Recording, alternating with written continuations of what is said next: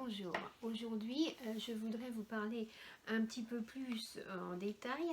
de la querelle qui a animé toute l'histoire de la philosophie, mais en même temps l'histoire de la littérature, de la querelle de l'âme des bêtes. Et notamment, plus précisément, envisager avec vous la rupture moderne qui a eu lieu avec Descartes et ce qu'on appelle les animaux-machines. Donc si on sait bien que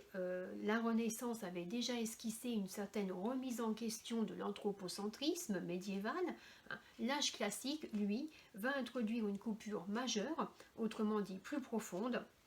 dans cette pensée qui était ambiante. Et c'est l'œuvre de Descartes, dont je vous rappelle les dates 1596 1650, c'est donc avec Descartes que s'opère cette rupture qui va véritablement poser les termes d'un débat qui durera près de 2 siècles et dont les prolongements se font d'ailleurs encore sentir de nos jours avec les débats de l'animal, des droits des animaux et peut-être encore plus prégnants aujourd'hui. Or justement, dans le sillage du changement de modèle cosmologique, on voit que Descartes, lui déjà, défend une conception entièrement nouvelle de la nature, qui ne voit dans cette nature qu'un ensemble de mécanismes physiques obéissant à des lois mathématiques. On sait que Descartes a écrit le discours de la méthode en 1637, où il explique déjà que la matière se réduit à une étendue géométrique et que tous les phénomènes physiques peuvent s'expliquer par le nombre, la figure et le mouvement,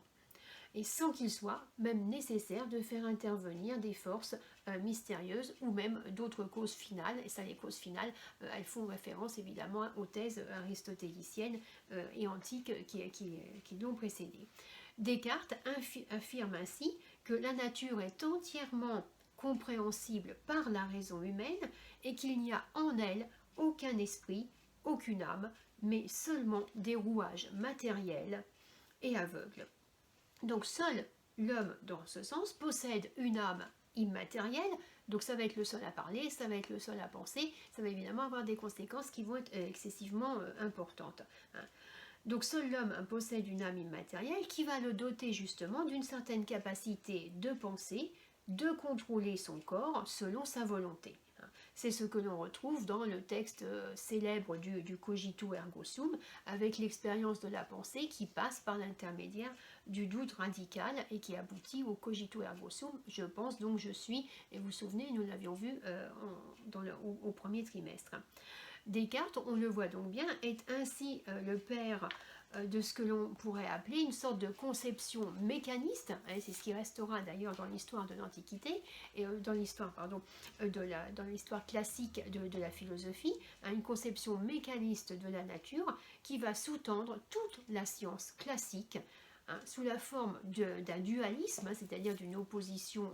duelle entre la psychophysique, et qui va donc servir de point de départ véritablement aux discussions modernes sur le rapport entre l'esprit et le corps.